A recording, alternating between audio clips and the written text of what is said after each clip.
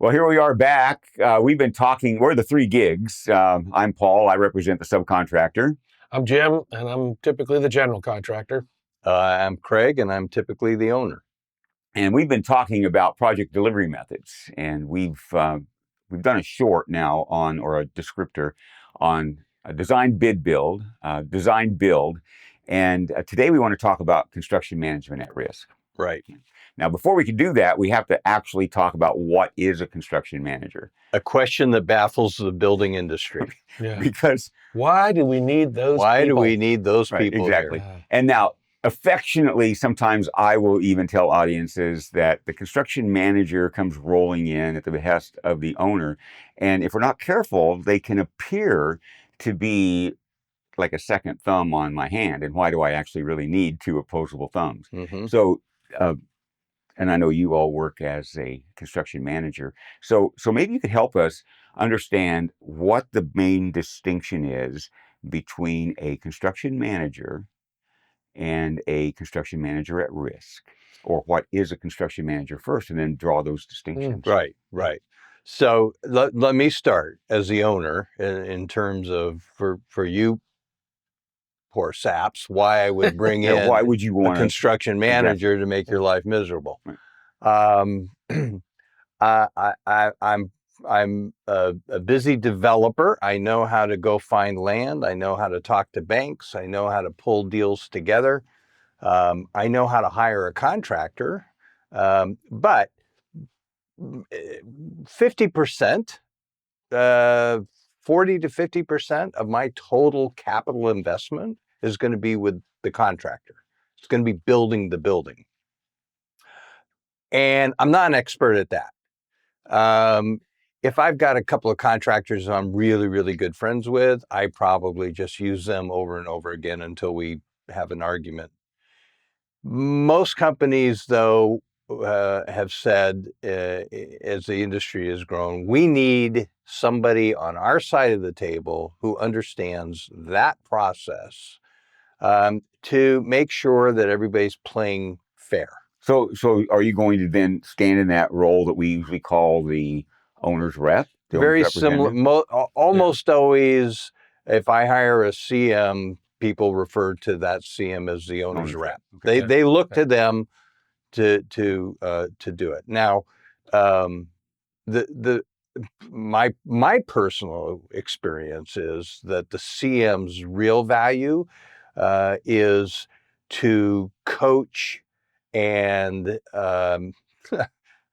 help the owner make the right decisions as opposed to the typically wrong decisions that they make that create conflict. Because the owner doesn't build. They don't. They might not even understand. Right. I mean, you're talking about a more sophisticated developer type, but in a construction project owner's mind that's never built anything, maybe it's even a one-off. Right. They would hire a construction manager because they really don't know the process. They don't know. If it's a bigger company, they may have a director of construction. They may have some project managers, people who are employees who are certainly representing the company, but I think a lot of them would feel like they're representing the project more than the company. What's going to succeed with the project, and they're capable many times because of their experience to say yes or no to things that maybe a less informed owner would say the opposite. I'm not going to do that. That's crazy. That's going. Oh, sorry about that earthquake.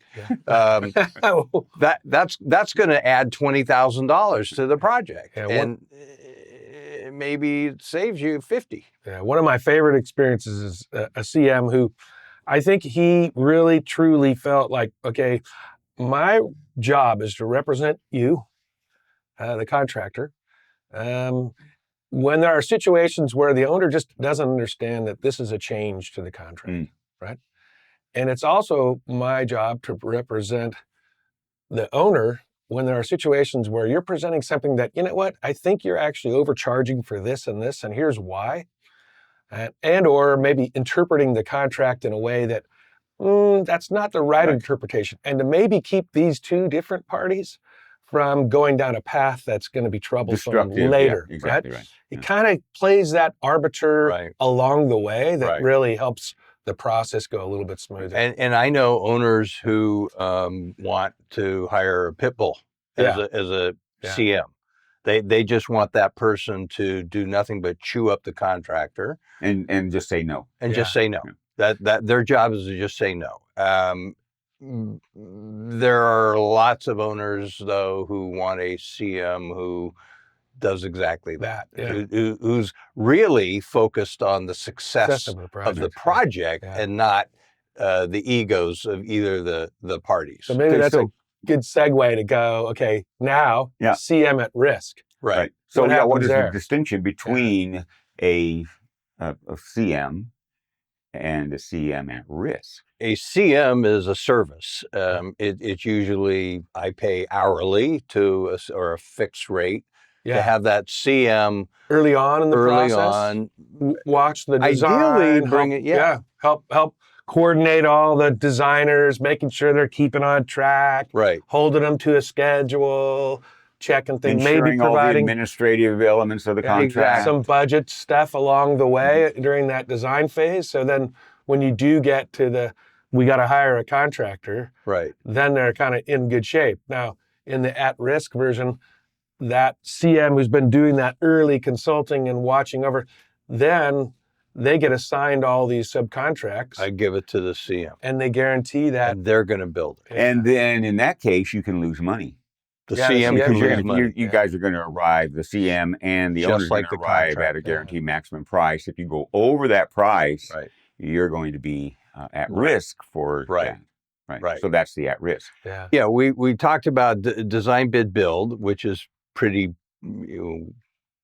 cut and dry. Then design, build.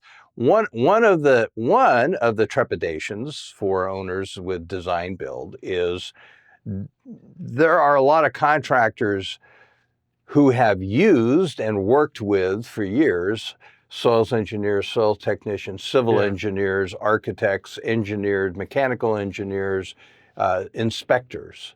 But they've used them and they have been there. They may not be particularly skilled at selecting soils engineers, acoustic engineers, designers, architects, mechanical engineers, and structural engineers, and securing those contracts and getting them dialed in to a good team. CMs are almost always involved with those elements. So many times as a CM, I get a call from a contractor and they want to know a couple of other soils people that I might want to recommend who, is smart, or flexible, or something to that degree. So from an owner's perspective, having a CM at risk could be, for that owner, the best of both worlds. So actually, I think you already helped us understand the distinction between the CM at risk and a GC then, because the GC has a vested interest in building the project for as much money as possible, laying all the responsibility and risk on the owner as much as possible. And then vice versa, that owner would want to lay all the responsibility on the general contractor.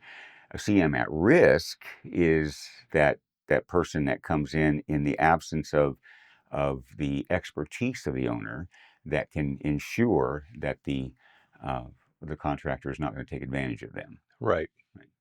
CM at risk? You signing up for that? No, that's just That's like being a general contractor. Right. Why would I do that again? You decided you didn't want to do that, right? Right. Yeah. We generally are service and would rather work with a contractor who quite frankly, from my perspective, has better sub connections, better industry-wide connections, has access to laborers, and let's find a way to elevate their service. That's right. And instead of me taking on that risk. Right. So in a nutshell, a CM at risk is a delivery method. A construction manager is an agent of the owner, but when you put the at risk there, it solidifies the fact that the construction manager can, in fact, lose money on the project in the same way that a GC would. Right. A CM can hire a GC if they want to, or any other contractor to do the work. Yeah. Right. And that kind of at-risk portion is typically in this contract delivery method. The CM is guaranteeing the price. Exactly right. They're And guaranteeing the additional price price. just like the contract. All right. And it's So a good. weird contract. It's like they in the AIA, they take the AIA CM contract Mhm. and they take the AIA GC contract and they put them Put them together. together. And so the first 8 pages are CM and pre-construction, and the last 8 pages are Is construction. construction. Yeah. There you go. Right. All right. Very good. Well, I guess that That's kind of it. that didn't confuse you. Then we're good, right? Yeah. But I think it cleared up a lot of stuff in my mind. I had a lot of questions about it. So we're the 3 gigs, and thanks for watching today. And we'll see you next time around. Make sure you click. If you like this video, do what you got to do because we're doing what we got to do. Have a good one.